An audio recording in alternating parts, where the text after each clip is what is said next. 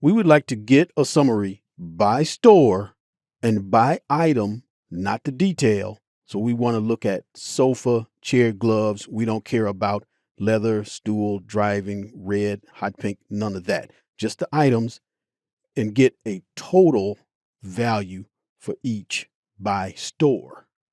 And we're going to get a count of each item type. Let's do it. Cursor in the data set. Data from table/range. We've got to close the holes in the store column. Right click, fill, down. Then we have to split the item column. Highlight that. Split column by delimiter. Split it by the comma at each occurrence. That's fine. Okay. And then we get rid of this. Right click, remove.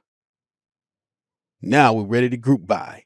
Go here, group by, advanced, because we want to group two ways, by the store and by the item.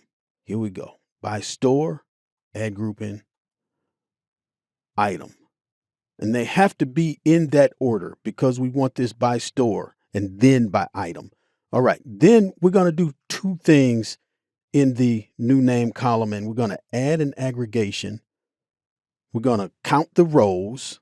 That's going to tell us how many item types we have.